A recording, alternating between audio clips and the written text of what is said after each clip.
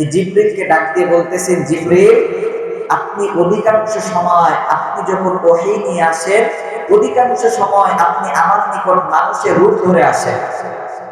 নবীজি সাল্লাল্লাহু আলাইহি ওয়াসাল্লাম হযরত জিবরিলকে ডাক দিয়ে বলতেছেন, জিবরিল আপনি অধিকাংশ সময় আপনি আমার নিকট যখন আসেন মানুষের রূপ ধরে আসেন, এটার সবব কি, এগুলো কি?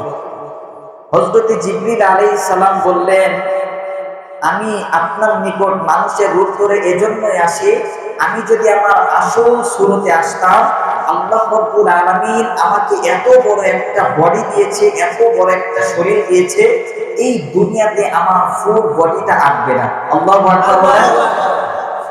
হযরত জিবরিল আলাইহিস সালাম নবীজিকে উত্তরে বলছেন, নবীজি আল্লাহ রাব্বুল আলামিন আমাকে এত বড় একটা বডি দিয়েছেন, দেহ দিয়েছেন, এই ফুল বডিটা এই দুনিয়াতে আসবে না, এই জন্য আমি মানুষের সুরতে আসি।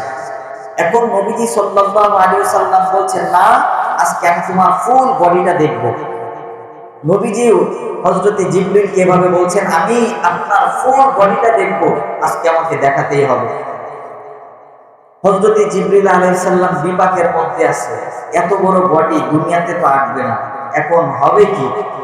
হযরত জিবরিল আলাইহিস সালাম নবীজির এই আবদার রাখতে গিয়ে বললেন, নবীজি আপনি একটু আকাশের দিকে নজর করেন, আপনি যেহেতু আমার ফুল বডিটা দেখবেন, আপনি একটু আকাশের দিকে নজর করেন। এটা বলে হযরত জিবরিল বিদায় নিলেন। বিদায় নিয়া আসমানের দিকে নবীজি সাল্লাল্লাহু আলাইহি ওয়াসাল্লাম নজর করে আসেন। নবীজি সাল্লাল্লাহু আলাইহি ওয়াসাল্লাম যখন আসমানের দিকে নজর করে আসেন, এরপর আসমানটা একটু অন্ধকার হয়ে গেছে। আল্লাহু আকবার বলেন। আসমানটা অন্ধকার হয়ে গেছে। সাথে সাথে হযরত জিবরিল ফিরে আসলেন। ফিরে এসে নবীজিকে ডাক দিয়ে বললেন, নবীজি আপনি যে আসমানের দিকে নজর করেছিলেন, আপনি দেখলেন কি? নবীজি সাল্লাল্লাহু আলাইহি ওয়াসাল্লাম বর্ণনা দিচ্ছেন, আমি শুধু ফার্স্ট দেখেছি আসমানটা সাদা, মাঝখান থেকে দেখলাম আসমানটা অন্ধকার হয়ে গেছে, আবার দেখলাম আসমানটা সাদা ফর্সা হয়ে গেছে। এখন জিবরিল ডাক দিয়ে বলতেছেন, নবীজি আপনি যে বললেন আপনি আমাকে দেখবেন, আপনি যখন অন্ধকার দেখলেন ওই সময় আল্লাহ রাব্বুল আলামিন আমার শরীরের মধ্যে এত এত পরিমাণে ডানা দিছে, শুধুমাত্র একটা ডানা দিয়ে আমি গোটা আসমানটাকে ছেয়ে দিয়েছি, যার কারণে আসমানটা অন্ধকার হয়ে গেছে। আল্লাহু আকবার বলেন। জিবরিল আলাইহিস সালাম বলছেন, আমার শুধুমাত্র একটা ডানা দিয়ে আমি গোটা আসমানকে ধরে রেখেছিলাম, আমি গোটা আসমানের উপর বিছিয়ে দিয়েছিলাম, যার কারণে আসমানটা অন্ধকার হয়ে গিয়েছিল। এখন বুঝেন হযরত জিবরিল আলাইহিস সালামের দেহ বডিটা এত বড়, একটু অনুমান করেন। এমন 600 ডানা আল্লাহ রাব্বুল আলামিন হযরত জিবরিল আলাইহিস সালামের দেহের ভিতরে ফিট করে রেখেছেন। সুবহানাল্লাহ। এই 600 ডানার ভিতরে শুধুমাত্র একটা ডানা মেলে ধরেছিল, যার কারণে গোটা আসমান অন্ধকার হয়ে গেছিল। আসমানটা অনেক বড়, ঠিক না?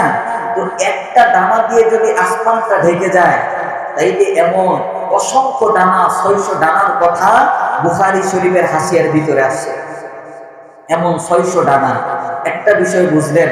এবার আসেন একটা ঘটনা বুঝলেন যে হযরত জিবরিল আলাইহিস সালামের ডানার যে একটা সংখ্যা, যে আসমানটাকে একটা ডানা দিয়ে গোটা আসমানটা ঢেকে গিয়েছে। নবীজি সাল্লাল্লাহু আলাইহি সাল্লাম এবার বললেন যে আমার বুঝে আসছে, জিবরিল যখন আসছেন অধিকাংশ সময় মানুষের সুরতে নবীজি সাল্লাল্লাহু আলাইহি সাল্লামের নিকট আসতেন, অধিকাংশ সময় মানুষের সুরত নিয়ে আসতেন। মানুষের সুরত নিয়ে আসার রহস্যটা বুঝলেন তো? যদি জিবরিল আলাইহিস সালামের ফুল বডি নিয়ে আসতো, এই গোটা দুনিয়াতে জায়গা হইতো না। এই জন্য হযরত জিবরিল আলাইহিস সালাম মানুষের সুরতে নবীজি সাল্লাল্লাহু আলাইহি সাল্লামের নিকট আসতেন। সুবহানাল্লাহ বলেন। সুবহানাল্লাহ। সম্মানিত মুসল্লিন ইকরাম, একটা ঘটনা শুনলেন, এবার শুনেন বুখারী শরীফের মধ্য হতে আরেকটা ঘটনা, যে জিবরিল আলাইহিস জান্নাতের এরিয়া কত, এটা জানতে হলে এই দুইটা ঘটনা আপনাকে আমাকে বুঝতে হবে। আরেকটা ঘটনা হচ্ছে, আপনারা জানেন হযরত ইউসুফ আলাইহিস সালামের 11 ভাই দুশমনি করে হযরত ইউসুফ আলাইহিস সালামকে কুয়ার মধ্যে ফেলে দিয়েছিলেন। আপনারা জানেন এই ঘটনা। হযরত ইউসুফ আলাইহিস সালাম যখন বাচ্চা, একেবারে ছোট, ওই সময়ে হযরত ইউসুফ আলাইহিস সালামের 11 সৎ ভাই দুশ্মনী করে হযরত ইউসুফ আলাইহিস সালামকে কুয়ার ভিতরে ফেলে দিয়েছিলেন, ফেলে দিয়েছেন, ফেলে দেননি, একেবারে ধরে রাখছেন, বিষয়টি এমন না, ফেলে দিয়েছেন। ঠিক এমন সময় আল্লাহ রাব্বুল আলামিন হযরত জিবরিলকে আদেশ দিয়েছেন, জিবরিল আমার ইউসুফকে ধরো। আল্লাহু আকবার বলেন। ফেলে দিয়েছেন, ওই সময়ও আল্লাহ রাব্বুল আলামিন হযরত জিবরিলকে আদেশ দিয়ে বলতেছেন, জিবরিল আমার ইউসুফকে ধরো, ইউসুফ বাচ্চা শিশু, ওকে ধরো, ও যাতে ভিতরে না ডুবে যায়, এজন্য ধরো। এবার বুঝেন, এই বিষয়টা বোঝানোর জন্য বলতেছি, যখন হযরত জিবরিল আলাইহিস সালামকে